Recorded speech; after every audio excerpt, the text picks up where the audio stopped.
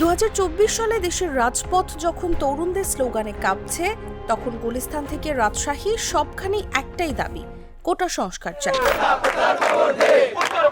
এই দাবির উত্তাপে যখন গোটা বাংলাদেশ জ্বলছিল, তখন হঠাৎই আলোচনার কেন্দ্রবিন্দু হয়ে উঠল মেট্রো রেল। কেন? কারণ এক হামলার ঘটনায় মেট্রো রেলের ক্ষয়ক্ষতি হলো, ভাঙল স্টেশনের কাঁচ, আর সাবেক প্রধানমন্ত্রী শেখ হাসিনা কেঁদে ফেললেন। হ্যাঁ, আপনি ঠিকই শুনেছেন। দৃশ্যপটে আবেগ, কণ্ঠে কাঁপন, চোখে জল।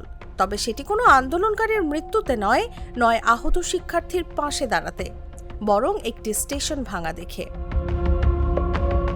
মেট্রো রেলের গ্লাস ভাঙলো বলে কান্না, কিন্তু গুলিতে মরল যেসব তরুণ, তাদের জন্য একটি বারও চোখ অশ্রুসিক্ত হলো না।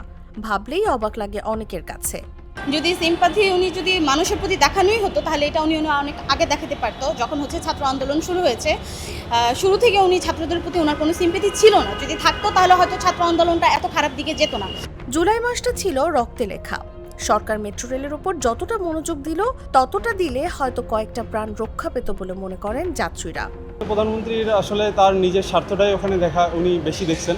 উনি আসলে এত ছাত্র যে নিহত হচ্ছে, এত ছাত্র যে মারা যাচ্ছে, এইটা তার কোনো মাথায় কোনো চিন্তাভাবনাই ছিল না। তিনি একজন দেশের প্রধানমন্ত্রী হয়ে যে চিন্তাটা ছিল, সেটা হচ্ছে যে আমার দেশ আগে, আমার ক্ষমতা আগে, আমি আমার স্বার্থ।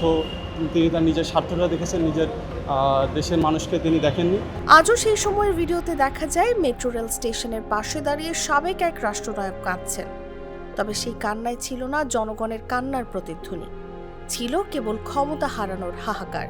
তাসলিমা তিথি, জাগো নিউজ, ঢাকা।